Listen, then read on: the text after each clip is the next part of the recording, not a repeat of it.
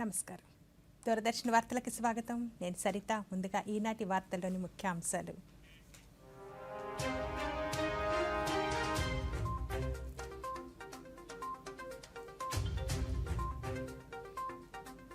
వికసిత భారత నిర్మాణంలో తమ ప్రభుత్వం రైతులు, యువత, మహిళలు, శ్రామికులతో కలిసి నడుస్తుందన్న ప్రధానమంత్రి.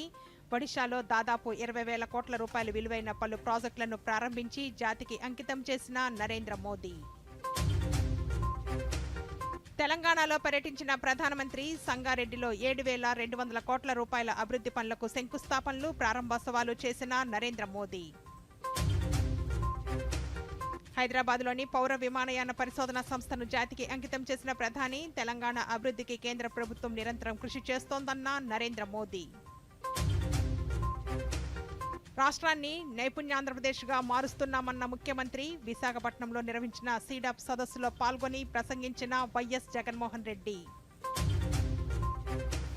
రాష్ట్ర వ్యాప్తంగా కొనసాగుతున్న ఓటర్ అవగాహన కార్యక్రమాలు. ఓటర్లను చైతన్యవంతులు చేసేలా నా మొదటి ఓటు దేశం కోసమే ప్రచార కార్యక్రమం. ఇక వార్తల్లోని వివరాలు. గంగానది పరివాహక రాష్ట్రాల అభివృద్ధికి తమ ప్రభుత్వం కట్టుబడి ఉందని ప్రధానమంత్రి నరేంద్ర మోదీ అన్నారు. ఒడిశా పర్యటనలో భాగంగా జాజ్పూర్ జిల్లాలోని చండీఖోల్లో 19,600 కోట్ల రూపాయల అభివృద్ధి పనులకు మోదీ శంకుస్థాపనలు, ప్రారంభోత్సవాలు నిర్వహించారు. ప్రధాని ప్రారంభించిన వాటిలో సహజ వాయువు, రైలు, జాతీయ రహదారులు, అణుశక్తికి సంబంధించిన ప్రాజెక్టులు ఉన్నాయి. పారాదీప్ హర్దాస్పూర్ లైన్లో పారాదీప్ను కేంద్ర పారా మీదుగా కియోంజర్ను కలుపుతూ ఎంఈఎంయు రైలును ప్రధాని జెండా ఊపి ప్రారంభించారు. ఈ సందర్భంగా మోదీ మాట్లాడుతూ గంగానది ప్రవహించే ఉత్తరప్రదేశ్, బీహార్, జార్ఖండ్, పశ్చిమ బెంగాల్, ఒడిశా రాష్ట్రాల సమగ్రాభివృద్ధికి పెద్ద ఎత్తున నిధులు కేటాయిస్తున్నామన్నారు. వికసిత భారత నిర్మాణంలో ప్రతి ఒక్కరిని భాగస్వామ్యులు చేసేందుకు నిరంతరం కృషి చేస్తున్నట్లు వివరించారు.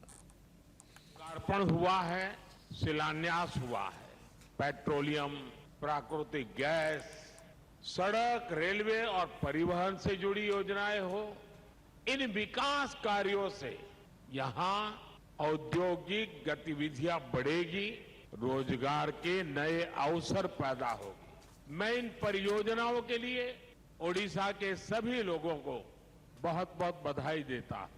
साथियों, आज देश में ऐसी सरकार है जो वर्तमान की भी चिंता कर रही है और विकसित भारत का संकल्प लेकर भविष्य के लिए भी काम कर रही है। ऊर्जा के क्षेत्र में हम राज्यों को, खासकर पूर्वी भारत का सामर्थ्य और बढ़ा रहे हैं।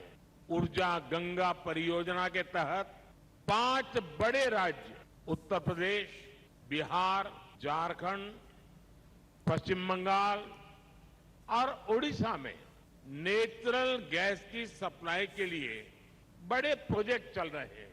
आज पारादीप, सोमनाथपुर, हल्दिया, ये पाइपलाइन भी देश की सेवा में समर्पित की गई है। पारादीप रिफाइनरी में नेचुरल गैस प्रोसेसिंग की एक यूनिट का उद्घाटन हुआ है। पारादीप रिफाइनरी में मोनो एथिलीन ग्लाइकोल के नए प्लांट का भी लोकार्पण हुआ है। इससे पूर्वी भारत के पॉलिस्टर उद्योग में नई क्रांति आएगी।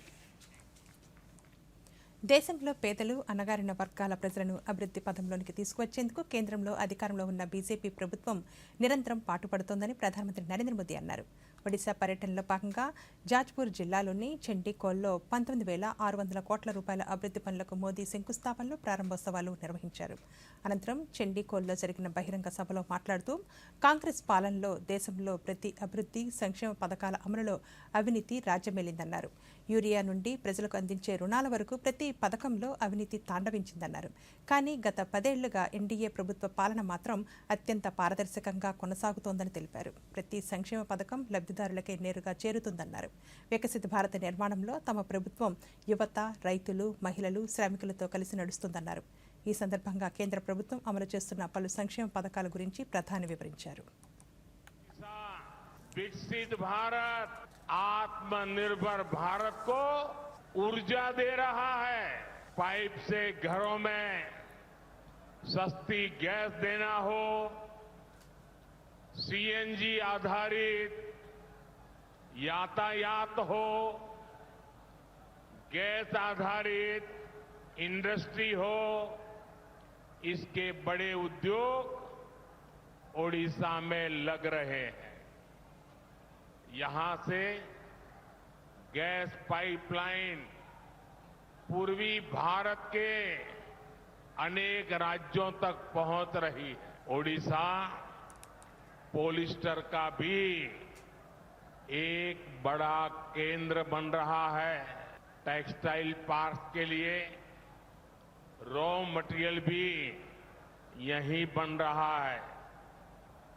10 वर्षों में सिर्फ पेट्रोकेमिकल सेक्टर में ही ओडिशा में 2 लाख करोड़ रुपए से ज्यादा का निवेश हुआ है।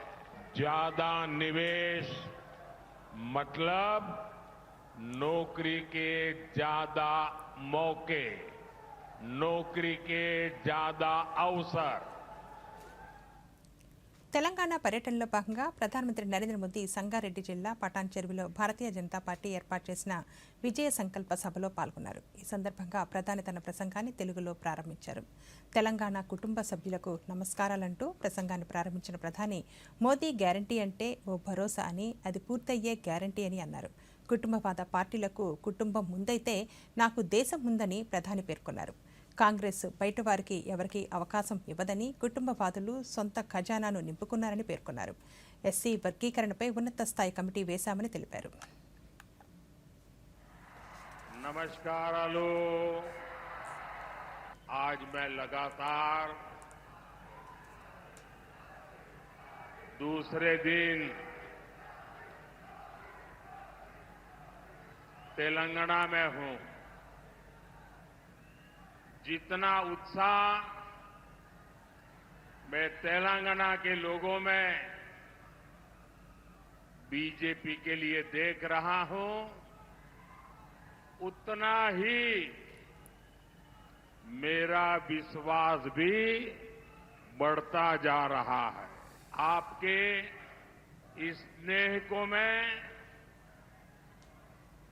आपके इस प्यार को मैं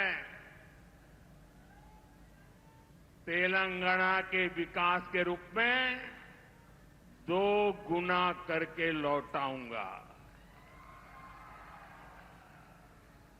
ये आपका प्यार, ये आपका उत्साह, ये आपके आशीर्वाद मैं बेकार नहीं जाने दूंगा। ईदी मोदी गारंटी, మోదీ గ్యారంటీ అంటే గ్యారంటీగా పూర్తి అయ్యే గ్యారంటీ।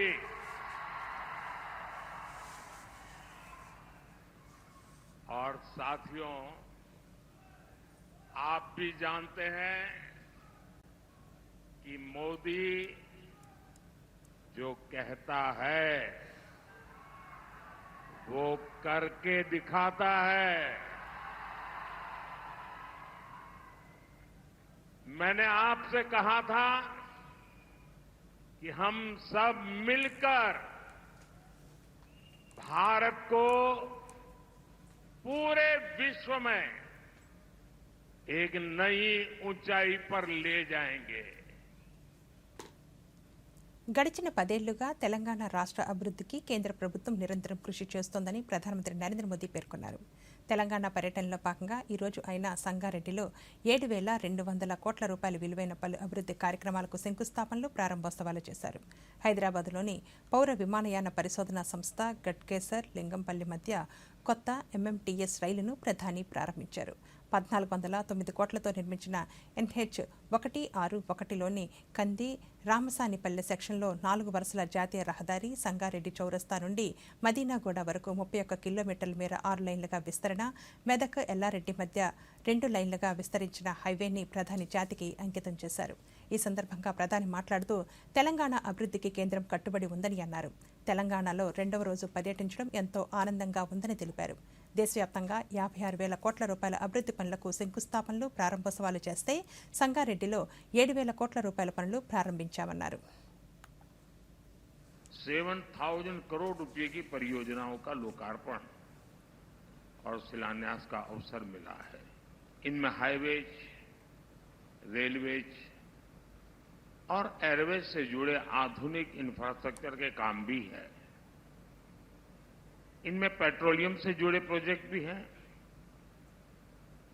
कल भी जिन विकास कार्यों का लाभ तेलंगाना को मिला था वो ऊर्जा और पर्यावरण से लेकर इंफ्रास्ट्रक्चर तक अलग अलग क्षेत्रों से जुड़े थे। मैं इसी भावना पर चलता हूं। राज्य के विकास से देश का विकास, यही हमारे काम करने का तरीका है और इसी संकल्प के साथ केंद्र सरकार तेलंगाना की भी सेवा कर रही है।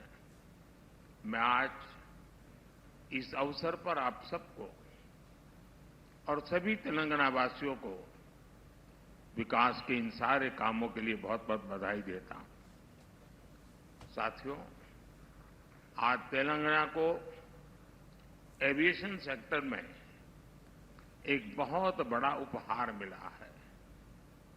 हैदराबाद के बेगमपेट एयरपोर्ट पर सिविल एविएशन रिसर्च ऑर्गेनाइजेशन यानी कारो की स्थापना की गई है। ये अपने तरह का देश का पहला एविएशन सेंटर होगा जो ऐसे आधुनिक स्टैंडर्ड्स అన్ని వర్గాల సంక్షేమం కోసం కేంద్ర ప్రభుత్వం కృషి చేస్తోందని కేంద్ర పర్యాటక సాంస్కృతిక శాఖ మంత్రి జి కిషన్ రెడ్డి పేర్కొన్నారు. సంగారెడ్డిలో ప్రధానమంత్రి నరేంద్ర మోదీ 6,800 కోట్ల రూపాయల అభివృద్ధి పనులకు శంకుస్థాపనలు, ప్రారంభోత్సవాలు చేస్తున్న సందర్భంగా ఏర్పాటు చేసిన కార్యక్రమంలో కిషన్ రెడ్డి మాట్లాడుతూ ఈ రైల్వే ప్రాజెక్టుల ద్వారా తక్కువ ఛార్జీలకే ప్రజలు ప్రయాణాలు సాగించవచ్చన్నారు. ఈ ప్రాజెక్టులన్నీ కూడా హైదరాబాద్, సంగారెడ్డి, జైరాబాద్, పట్టంచెరు మరి నల్గొండ చుట్టుపక్కల ప్రాంతాలకు కూడా ఉపయోగపడేటువంటి ప్రాజెక్టులు ఇవి. గత 10 ఏళ్లుగా నరేంద్ర మోడీ గారి ప్రభుత్వము తెలంగాణ అభివృద్ధి కోసము మనకందరూ తెలుసు మరి 10 లక్షల కోట్ల రూపాయల అనేక రకాల ప్రాజెక్టులు మరి తెలంగాణకు చేయడం జరిగింది. ఈరోజు ఎంతో అభివృద్ధి చెందుతున్నటువంటి రాష్ట్రము, దాన్ని మనం అందరం కూడా మరింత ముందుకు తీసుకెళ్లాల్సినటువంటి అవసరం ఉంది.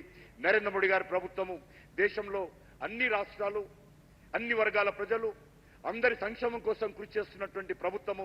తప్పకుండా రానున్న రోజుల్లో దేశ అభివృద్ధిలో మరి తెలంగాణ కూడా కీలక పాత్ర పోషించే విధంగా కేంద్ర ప్రభుత్వము నరేంద్ర మోడీ గారి నాయకత్వంలో తెలంగాణకు అన్ని రకాల సహాయ సహకారాలు అందుబాటులో ఉంటాయి. తెలంగాణ అభివృద్ధి జరగాలని కేంద్ర ప్రభుత్వము నరేంద్ర మోడీ గారి నాయకత్వంలో చిత్తశుద్ధితో, అంకిత భావంతో ఉన్నదనే విషయాన్ని మనవి చేస్తూ మరొకసారి నరేంద్ర మోడీ గారు విలువైనటువంటి సమయాన్ని ఇచ్చి ఈరోజు తెలంగాణలో ఇన్ని అభివృద్ధి కార్యక్రమాలకు భూమి పూజ శంకుస్థాపన చేయడానికి వచ్చినందుకు తెలంగాణ ప్రజానీకం తరఫున వారికి మనస్ఫూర్తిగా ధన్యవాదాలు, కృతజ్ఞతలు తెలియజేస్తూ స్వాగతం పలుకుతా ఉన్నాను. ప్రధానమంత్రి నరేంద్ర మోదీ తెలంగాణ పర్యటనలో భాగంగా సికింద్రాబాద్లోని ఉజ్జయిని మహంకాళి అమ్మవారిని దర్శించుకున్నారు. ఆలయానికి చేరుకున్న ప్రధానికి అర్చకులు పూర్ణకుంభ స్వాగతం పలికారు. ఆలయంలోకి వెళ్లిన ప్రధాని అమ్మవారిని దర్శించుకుని ప్రత్యేక పూజలు నిర్వహించారు. పండితులు ప్రధానికి ఆశీర్వచనాలు అందించడంతో పాటు అమ్మవారి చిత్రపటాన్ని అందజేశారు.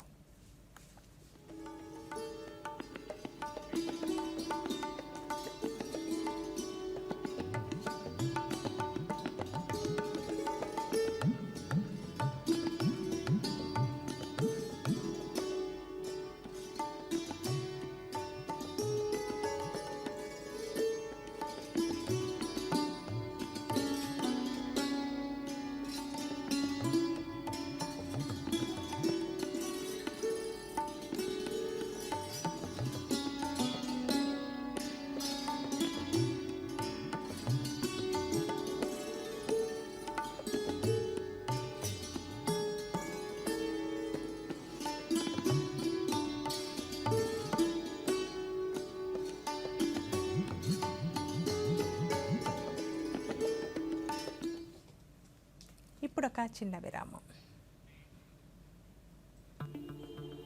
सर సార్ అడ్వాన్స్ 50,000 కానీ అంత క్యాష్ మేము తీసుకురాలేదు. ఇంకా ఈ రోజు బ్యాంక్ కూడా బంద్. పరిష్కారం ఉంది. డిజిటల్ పేమెంట్ తేలికైన డోస్. కానీ అరే కంగారు పడకండి. జాగ్రత్తగా చేస్తే ఎలాంటి సైడ్ ఎఫెక్ట్స్ కూడా ఉండవు. మీ ఫోన్ ఇవ్వండి. మీ ఫోన్ ఇక్కడ ఉంచండి. డిజిటల్ పేమెంట్ తో లావాదేవీలు చేయవచ్చు. సులభం, సురక్షితం మరియు వేగవంతం. నేనైతే వీరికి డిజిటల్ పేమెంట్ చేయడం నేర్పించాను. మరి మీరు? ఎందుకంటే ఆర్బీఐ చెప్తుంది డిజిటల్ పేమెంట్ వాడండి, ఇతరులకు నేర్పించండి. తిరిగి వార్తలకి స్వాగతం. ముఖ్యమంత్రి వైఎస్ జగన్మోహన్ రెడ్డి ఈరోజు విశాఖపట్నంలో పర్యటించారు. పిఎం పాలెంలో స్కిల్ డెవలప్మెంట్ ఉపాధి సీడప్ ఆధ్వర్యంలో నిర్వహించిన సదస్సులో ముఖ్యమంత్రి మాట్లాడుతూ రాష్ట్రాన్ని నైపుణ్యాంధ్రప్రదేశ్గా మార్చేందుకు తమ ప్రభుత్వం కృషి చేస్తోందన్నారు. దేశంలోనే వ్యవసాయ రంగంలో ఆంధ్రప్రదేశ్ 70% వృద్ధి సాధించిందని తెలిపారు. విశాఖ నగరం అభివృద్ధి చెందుతోందని, ఉత్పత్తి రంగంలో దేశంలోనే ఆంధ్రప్రదేశ్ మెరుగ్గా ఉందని, అభివృద్ధిలో విశాఖ నగరం దూసుకు వెళుతోందన్నారు. రామాయపట్నం, కాకినాడ, మూలపేట, మచిలీపట్నం పోర్టులు కీలకమని, గత 5 ఏళ్లలో ఎన్నో సంక్షేమ కార్యక్రమాలు అమలు చేశామని తెలిపారు. What Visakhapatnam means to all. Why does the state need Visakhapatnam? It's indeed a fact. Post bifurcation, the successor state, that is the current state of Andhra Pradesh, has rendered a more an agrarian one. In fact, if one were to compare the figures of what the average contribution of primary sector into GSDP were to be at the national level, when compared to the agriculture sector, we would come across a figure of 17 to 18% at the national level. Whereas when it comes to our state, we're talking about a figure of 35%. On one side, it is a projection that we are an agrarian state. But on the other side, it poses a challenge that no state can survive with these numbers until and unless the secondary and the tertiary sectors grow. And the contribution of the primary sector, that the agriculture sector, comes down. That means the growth should take place in such a way that the secondary sector and the tertiary sector continues to grow in a much faster pace than the agriculture sector. Only then we would be in a position to address the challenges that are posed. Only then you would see better growth rates. Only then you would see a situation where you can talk about economic boost. In fact, so much so is the challenge posed by the bifurcation that, in fact, we have lost out on Hyderabad. Now, why is it that Hyderabad is so very important to us? And why is it that we losing Hyderabad has an impact on the state? వికసిత భారత్ నిర్మాణానికి ప్రధానమంత్రి నరేంద్ర మోదీ చేస్తున్న నిర్విరామ కృషికి ఆకర్షితులై పలువురు తమ పార్టీలో చేరుతున్నారని BJP రాష్ట్ర అధ్యక్షురాలు దగ్గుబాటి పురంధరేశ్వరి అన్నారు. విజయవాడలోని పార్టీ కార్యాలయంలో చిత్తూరు, గుంటూరు జిల్లాలకు చెందిన పలువురు ప్రముఖులు బీజేపీలో జాయిన్ అయ్యారు. పార్టీ కండువా కప్పి పురంధరేశ్వరి వారిని సాదరంగా ఆహ్వానించారు. ఈ సందర్భంగా ఆమె మీడియాతో మాట్లాడుతూ బీజేపీలో పెద్ద ఎత్తున వివిధ రంగాలకు చెందిన ప్రముఖులు చేరడం శుభ పరిణామమన్నారు. దీనివల్ల క్షేత్రస్థాయిలో తమ పార్టీ మరింత బలోపేతం అవుతుందన్నారు. నరేంద్ర మోడీ గారు దేశానికి ఇచ్చినటువంటి స్థిరమైన పాలన, అన్ని వర్గాల వారికి న్యాయం చేయాలి అనేటువంటి సంకల్పం, భారతీయతను కాపాడటానికి వారు చేసినటువంటి కృషి, ఆంధ్ర రాష్ట్రానికి అందించినటువంటి సహకారం, వీటన్నింటినీ దృష్టిలో పెట్టుకుని నరేంద్ర మోడీ గారి దగ్గర నుండి స్ఫూర్తి పొందుతూ ఈ పార్టీలో కనుక భారతీయ జనతా పార్టీలో కనుక మనం చేరినట్లయితే భారతీయ జనతా పార్టీలో అవినీతి అనే విషయానికి తావు లేదు. అదేవిధంగా కార్యకర్తలకి పెద్దపీట వేస్తూ నిజంగా కష్టించి పార్టీకి సేవ చేసినట్లయితే కార్యకర్తలకి ఇక్కడ గుర్తింపు ఉంటుంది అనేటువంటి విషయాన్ని గమనించి ఈ పార్టీలో ప్రతి కార్యకర్తకి న్యాయం జరుగుతుంది అనేటువంటి దృఢ విశ్వాసంతో, ఎందుకంటే ఇతర పార్టీలో మనం చూస్తున్నాం అక్కడ వారసత్వానికి, అదేవిధంగా అంగబలం, రెండోది డబ్బు, ఈ రెండింటికి కూడా అక్కడ ప్రాధాన్యత ఉన్నటువంటి సందర్భంలో నిజంగా కార్యకర్తల్ని గౌరవించి వారికి గుర్తింపించేటువంటి పార్టీ భారతీయ జనతా పార్టీ మాత్రమే అని గమనించి ఈరోజు పెద్ద సంఖ్యలో చేరికలు జరగటం మనమందరం గమనించినటువంటి విషయం. యువ ఓటర్లు తమ ఓటు వేయడం ద్వారా రాబోయే 2024 లోక్సభ ఎన్నికలను విజయవంతం చేసే ప్రక్రియలో మేరా పెహ్లా ఓటు దేశ్ కే లియే ప్రచారానికి సంబంధించిన క్విజ్ పోటీలు విజయవాడలోని విఆర్ సిద్ధార్థ ఇంజనీరింగ్ కళాశాలలో నిర్వహించారు. ఓటు వేయడమే కాకుండా దేశాభివృద్ధి కోసం తమ ఓటు వేసేలా యువ ఓటర్లను ప్రోత్సహించేందుకు ఎన్నికల కమిషన్ చేపట్టిన ఈ ప్రచారంలో విద్యార్థులు దూరదర్శన్తో మాట్లాడుతూ ఎన్నికల్లో ప్రతి ఒక్కరూ పాల్గొని ఓటు వేయాలని కోరారు. నా మొదటి ఓటు దేశానికే కొత్త క్యాంపెయిన్ ద్వారా యువత పెద్ద సంఖ్యలో ఓటు వేసేలా కేంద్ర ప్రభుత్వం ప్రోత్సహిస్తోందన్నారు. And I'm not going to waste my vote. Every vote counts. So you may think, what vote does your one vote make the difference? But one vote makes a huge difference. So as students, we are in the age where we develop. In the next 5 years, like election span is of 5 years, and in this next 5 years, we are going to settle in our careers. This is the time to settle in our careers. So we need to be careful about whom we vote and the development they bring us. On my first vote, on which I'm gonna vote for the upcoming elections which are going to held on April. Democracy and the constitution is built for the people, by the people and of the people. Here India is having 28 states, 8 union territories. Each state is divided into districts. Each district is divided into mandals, and mandals are divided into many more minor sectors. This biggest system is going to run on the right to vote.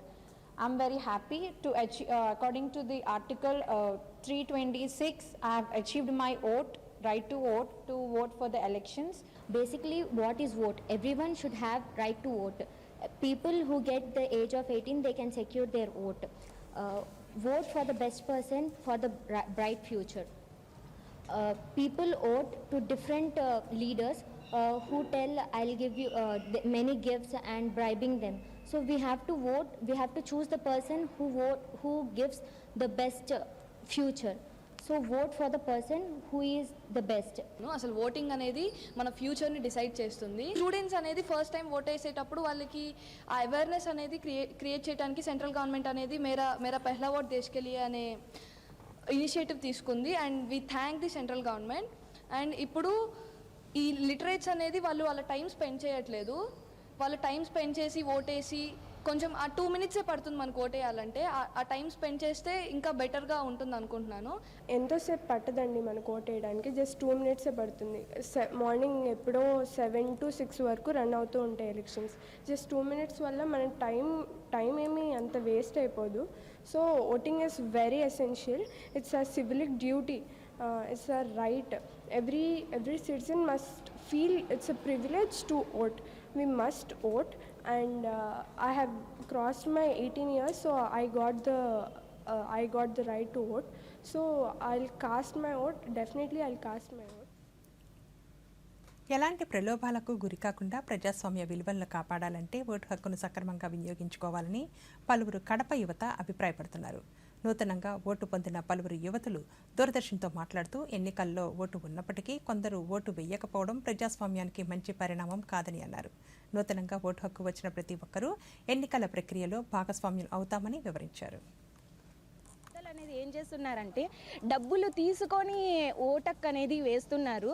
ఇప్పుడున్న వాళ్ళైనా యువత వాళ్ళైనా కానీ like డబ్బులు తీసుకోకుండా మా దగ్గర నుంచి స్టార్ట్ చేసి మన యూత్ వాళ్ళకి కూడా మంచిగా ఉండేటట్టు చూడండి. ఇంకొకటి గవర్నమెంట్ అనేది చాలా యూజ్ఫుల్, ఏదైనా పెద్దవాళ్ళకి కానీ పిల్లల నుంచి పెద్దవాళ్ళ వరకు. సో ఎడ్యుకేషన్ పరంగా ఇప్పుడు చాలా డౌన్ అయిపోయింది. సో ఇప్పుడున్న దానికి కూడా గవర్నమెంట్ మనకు ఓటు హక్కు వచ్చింది కాబట్టి కొంచెం ఆలోచించి ముందు వెనుక మనకి ఓటు వేయాలనేసి మనము నిర్మించుకోవాలి. ఈ ఇయర్ మాకు ఫస్ట్ ఓటు హక్కు వచ్చింది. మనం వేసే ఓటు మన ద్వారానే అందరికీ తెలుస్తుంది. అంటే కరెక్ట్ గవర్నమెంట్ని మనం ఎంచుకొని మన ఓటుని మనం కరెక్ట్ వేలో దాన్ని యూజ్ చేసుకోవాలి. మా నుంచి ఏది రాంగ్ డెసిషన్స్ కాకుండా కరెక్ట్ డెసిషన్స్ తీసుకొని మా నుంచే ఓటు హక్కు మంచిగా ఉండాలి అని మేము అనుకుంటున్నాము. కాబట్టి మనం వేసే ఓటుని కరెక్ట్ వేలో యూజ్ చేసి ప్రతి ఒక్కరు అలానే ఓటు మిస్ కాకుండా వేయాలని కోరుకుంటున్నాను. It's our first vote. We are very happy as we are appealing our first vote for the first time. It's the youth responsibility to choose a good leader, because we are not only choosing a leader, we are gonna build the future. because now the youth, as a youth, what we are gonna select will be the future of India. It will decide whether what we'll do in India for the next 2024. So it's our responsibility to choose a good leader. Present ఇప్పుడు నా vote వచ్చేసి ఈ సంవత్సరం నుంచి ఎన్నికల్లో పాల్గొంటున్నాను. చాలామంది ఇప్పుడు vote అర్హత ఉన్నా కూడా చాలామంది వేయడం లేదు. ఎందుకంటే మనీ తీసుకుంటున్నారు కానీ వేయడం లేదు. ఏముందిలే వేస్తున్నాం అనుకుంటారు. కానీ అట్లా లేకుండా government gave right to vote. So please right to vote. ప్రజా సంక్షేమం కోసం రాష్ట్ర ప్రభుత్వం పనిచేస్తోందని, వచ్చే ఎన్నికల్లో మళ్లీ అధికారం చేపడతామని రాష్ట్ర అటవీ శాఖ మంత్రి పెద్దిరెడ్డి రామచంద్రారెడ్డి అన్నారు. చిత్తూరులో పలు అభివృద్ధి కార్యక్రమాలకు మంత్రి ఈరోజు శంకుస్థాపన చేశారు. సంతపేటలో 30 లక్షల రూపాయలతో నూతనంగా నిర్మిస్తున్న ఉద్యానవనానికి పార్లమెంటు సభ్యులు ఎన్ రెడ్డప్పతో కలిసి మంత్రి భూమి పూజ చేశారు. ఈ సందర్భంగా మంత్రి మాట్లాడుతూ మౌలిక సదుపాయాల కల్పన కోసం పెద్ద ఎత్తున నిధులు కేటాయిస్తున్నామన్నారు. జగన్మోహన్ రెడ్డి గారు ఇప్పుడు కూడా ఒకే మాట, మేము ఒంటరిగా పోటీ చేస్తాము, దానికి తోడు మా నాయకులు కానీ కార్యకర్తలు కానీ సింహం సింగిల్గా వస్తుందని చెప్పి చెప్తారు. అదేవిధంగా విజయానంద రెడ్డి కూడా ఇక్కడ సింగిల్గానే వస్తాడు. ఎంతమంది వ్యక్తులు తెలుగుదేశం పార్టీలో చేరినా నష్టం లేదు. విజయం సాధించబోయేది వైఎస్ఆర్ కాంగ్రెస్ పార్టీ. ఇక్కడ పార్లమెంటు కానీ శాసనసభ్యులు కానీ అత్యధిక మెజారిటీ సాధిస్తుంది. కేజీ బేసిన్లో గ్యాస్, చమురు నిక్షేపాలను వెలికితీసే క్రమంలో నష్టపోతున్న మత్స్యకారులకు పరిహారం అందించాలని కాకినాడ సిటీ శాసనసభ్యులు ద్వారంపూడి చంద్రశేఖర్ రెడ్డి డిమాండ్ చేశారు. సముద్ర వేటపై ఆధారపడి జీవిస్తున్న మత్స్యకారులను నిర్లక్ష్యం చేస్తే ఓఎన్జీసీ కార్యకలాపాలు సజావుగా సాగేందుకు సహకరించేది లేదని పేర్కొన్నారు. ఈ సమస్యపై ఇప్పటికే ముఖ్యమంత్రికి వినతిపత్రం ఇచ్చామని తెలిపారు. కాగా ఈ ఉదయం కాకినాడ పార్లమెంటు సభ్యులు వంగా గీత, శాసనమండలి సభ్యురాలు కర్రీ పద్మశ్రీ, రూరల్ శాసన సభ్యులు కురసాల కన్నబాబులతో కలిసి జిల్లా కలెక్టర్ డాక్టర్ కృతికా శుక్లాకు వినతి పత్రాన్ని సమర్పించారు. ఏదైతే సెస్మిక్ సర్వేలో నష్టపోతున్న మత్స్యకార కుటుంబాలు ఉన్నాయో అందరికీ కూడా న్యాయం జరగాలని మేము పోరాటం చేస్తున్నాం. నిన్న ముఖ్యమంత్రి దృష్టి కూడా తీసుకెళ్ళాం. శ్రీకాకుళం జిల్లా కేంద్రంలో గల కోడి రామ్మూర్తి స్టేడియం అభివృద్ధికి రాష్ట్ర ప్రభుత్వం 12 కోట్ల రూపాయలను విడుదల చేసిందని జిల్లా క్రీడాభివృద్ధి శాఖ అధికారి డాక్టర్ కల్లేపల్లి శ్రీధర్ తెలిపారు. స్టేడియం వద్ద ఈరోజు ఆయన మీడియాతో మాట్లాడుతూ రాష్ట్ర రెవెన్యూ శాఖ మంత్రి ధర్మాన ప్రసాదరావు కృషి వల్ల ఈ నిధులు విడుదలయ్యాయన్నారు. 1983లో ప్రారంభమైన ఈ స్టేడియాన్ని అన్ని హంగులతో అభివృద్ధి చేసేందుకు త్వరలోనే టెండర్లను పిలవనున్నట్లు ఆయన వివరించారు. చేయడం జరిగింది కోడి రామ్మూర్తి స్టేడియం మరామతుల గురించి. ఈ స్టేడియంకి మన జిల్లా మంత్రివర్యులు ధర్మాన ప్రసాదరావు గారు ఈ స్టేడియానికి ఆ 12 కోట్లు శాంక్షన్ చేసి తీసుకుని రావడం జరిగింది. జియో ఇష్యూ చేశారు. దాంతో పాటుగా జియో ఈ ఆర్ఎన్బి వారికి ఏదైతే మిగతా పనులు బ్యాలెన్స్ ఆఫ్ వర్క్స్ మిగిలిన తిరుపతిలోని పద్మావతి మహిళా విశ్వవిద్యాలయం 21వ స్నాతకోత్సవానికి అన్ని ఏర్పాట్లు పూర్తి చేసినట్లు మహిళా విశ్వవిద్యాలయం ఉపకులపతి డి భారతి తెలిపారు. తిరుపతిలో ఆమె దూరదర్శన్తో మాట్లాడుతూ ఈ నెల 7వ తేదీన స్నాతకోత్సవం నిర్వహిస్తున్నట్లు చెప్పారు. స్నాతకోత్సవంలో గవర్నర్ ఎస్ అబ్దుల్ నజీర్, విద్యాశాఖ మంత్రి బొత్స సత్యనారాయణలు పాల్గొంటారని తెలిపారు. మొత్తం 1584 మంది విద్యార్థులకు గవర్నర్ పట్టాలను ప్రదానం చేస్తారని చెప్పారు. ఇందిరా ప్రియదర్శన ఆడిటోరియంలో మహిళా యూనివర్సిటీ క్యాంపస్లో ఆర్గనైజ్ చేస్తున్నాము. ఈ కాన్వకేషన్కు honourable governor and chancellor of Mahila university Shri S Abdul Nazeer garu ఈ ప్రోగ్రాంకి వస్తున్నారు. Honourable minister of education Shri Botsa Satyanarayana గారిని కూడా ఇన్వైట్ చేశాము. వారు కూడా వస్తున్నారు. మనకు ఈ మెడల్స్, ప్రైజెస్ కూడా ఉంటాయి. మెడల్స్ సైన్సెస్లో 30 గోల్డ్ మెడల్స్. అనంతపురం జిల్లాలో 100% పల్స్ పోలియో కార్యక్రమాన్ని విజయవంతంగా నిర్వహించామని జిల్లా ఇమ్యునైజేషన్ అధికారి డాక్టర్ యుగంధర్ అన్నారు.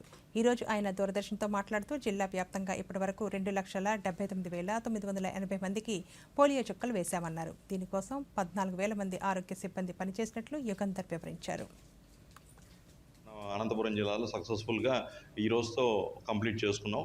ఫస్ట్ 3వ తారీఖున మనకి బూత్ యాక్టివిటీ జరిగింది. తర్వాత అట్లాగే 4, 5 తారీఖున హౌస్ యాక్టివిటీ జరిగిందండి. ఈ బూత్ యాక్టివిటీ రోజున టోటల్గా మనకి 2,79,980 మంది పిల్లల్ని మనం అంతా కూడా వ్యాక్సినేట్ చేయడం జరిగింది 1,785 బూతుల్లో. సో అట్లాగే 58 ట్రాన్సిట్ టీములు పెట్టాము. ఈ వార్తలు ఇంతటితో సమాప్తం. నమస్కారం.